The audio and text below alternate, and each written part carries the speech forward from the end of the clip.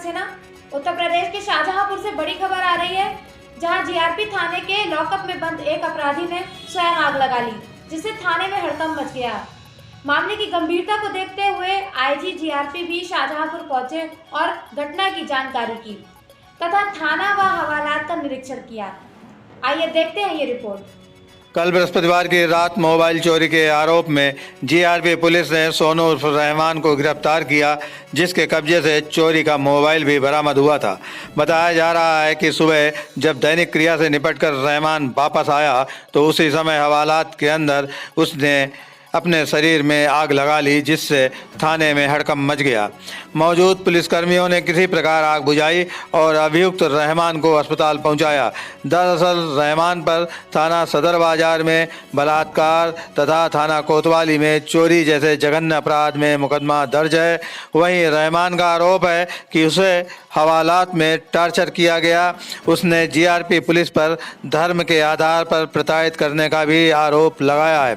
घटना की सूचना पाकर पुलिस अधीक्षक पूजा यादव, आईजी सत्येंद्र कुमार सिंह शाहजहांपुर के थाना जीआरपी पहुंचे और घटना की जानकारी की। पूरे प्रकरण में प्राथमिक रूप से दोषी मानते हुए थाना अध्यक्ष राम सहाय सिंह व संतरी की ड्यूटी पर तैनात सिपाही आत्म प्रकाश को तत्काल प्रभाव से निलंबित कर दिया गया है। गौरतलब है कि पूरे प्रकरण में जीआरपी पुलिस की लापरवाही सामने आ रही है। प्रश्न यह है कि हवालात में बंद मुजरिम के पास माचिस कैसे पहुंची। फिलहाल अभियुक्त रहमान को लखनऊ रेफर कर दिया गया है तथा पूरे प्रकरण की जांच के आदेश आईजी के द्वारा दिए गए हैं। रीसेंटी न्यूज ब्यूरो। रहमान, क्या हुआ? क्यों तुमने आग लगाई? बताओ। पुलिस वाले टॉर्चर कर रहे थे हमारे लोग। क्यों टॉर्चर कर रहे थे? पूरी बात बताओ। पुलिस वाले कहे तुझे फांसी पे चढ़वा देंगे, ये करवा देंगे, तू मुसलमान है, ये भी किया। क्यों पकड़ करके लाए थे तुम्हें? हम स्टेशन पे टिकट ले रहे थे, फोन मोबाइल मुझे मिला, हमने मोबाइल उठाया, घर पे रखी है। घर पे रखने के बाद फिर हम आए टिकट लेने के लिए। कोई किसी ने कही ही नहीं ये मेरा मोबाइल है, या किसी ने कुछ कही नहीं। तो वो सीधे पुलिस लेके आया डायरेक्ट। जब पुलिस लेके आया उन्होंने पूछा मुझसे मोबाइल है तुम्हारा? हमने कहा हाँ है। मोबाइल हमने दे दिया। मोबाइल देने के बाद घर पे चला के फिर उसके बाद तो पुलिस वालों ने मुझे बैठा दिया।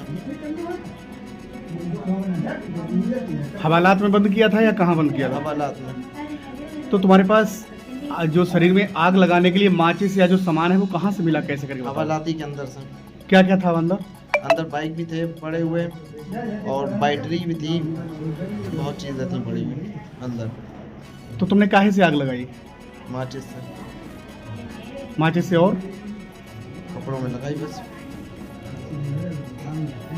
क्या तुम्हारे पेट्रोल भी था उमन, वो तेजाब वगैरह बैटरी के अंदर होता है, सब कुछ था उसका। किसके ऊपर आरोप है तुम्हारा? जितने अधिकारी जो पुलिस वाले वहाँ थे सब पे आरोप है। कोई बदतमीजी वगैरह बोलते ही नहीं है, कोई किसी की सुनता ही नहीं है। डायरेक्ट कह रहे थे तू मुसलमान है, जो भी बात की मुझसे, जैसे ही लेगा वैसे ही किया, तू मुसलमान है, तो मुसलमान ही चोरी कर रहा है। सब मुसलमान पे भी इन्हें एक्शन लिया, हमने कुछ बोला नहीं। अभी जब मैंने बयान दिए थे, जब यहीं खड़ा हुआ था मुझे आंखों से डराया, हमने बयान दे दिया। क्या तुम्हें मारपीट वगैरह तुम्हारे साथ की गई? बहुत मारपीट भी करी गई, पटे मारे गए पीछे मेरे, और कह रहे थे जितने मोबाइल चोरते हैं सब तेरे ऊपर ला देंगे। कौन कौन पुलिसकर्मी थे? सभी। अब नाम तो जानते नहीं सर, अब हमें क्या पता कौन कौन कैसा है, क्या पता हमें।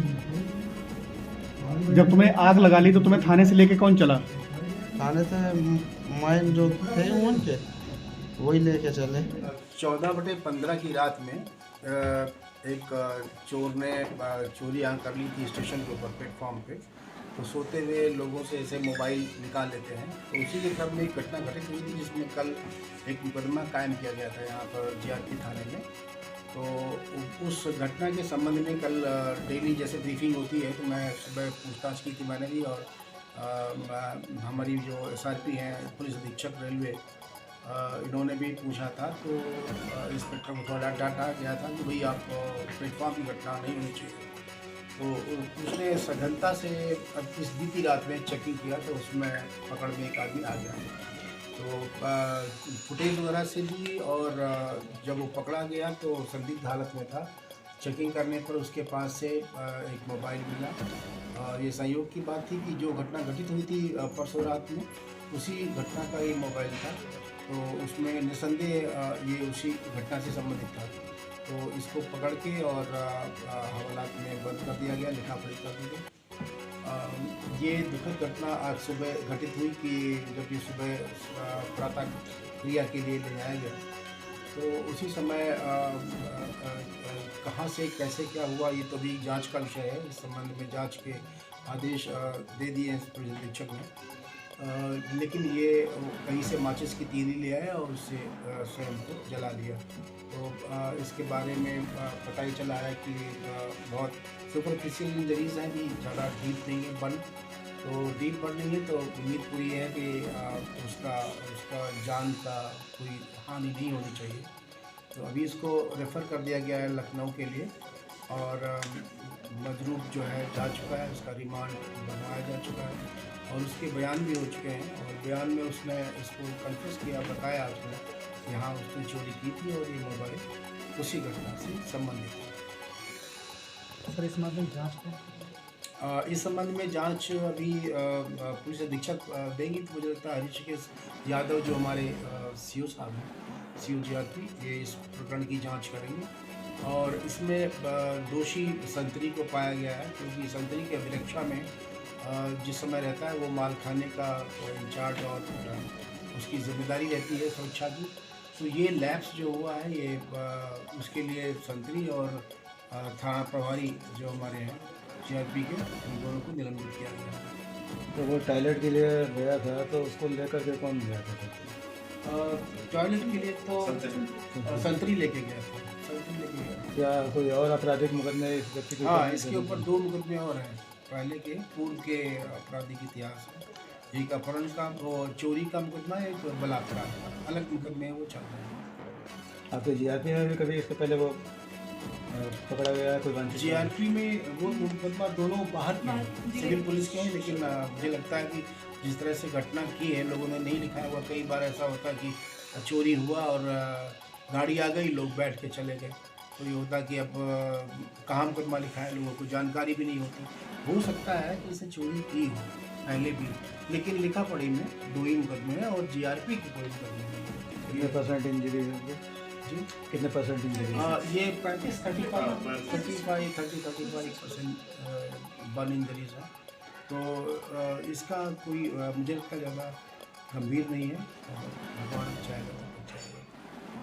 क्या उस समय इंस्पेक्टर मौजूद थे वहाँ पर जब ये घटना हुई? मॉर्निंग में जी। थानाध्यक्ष की मौजूदगी है।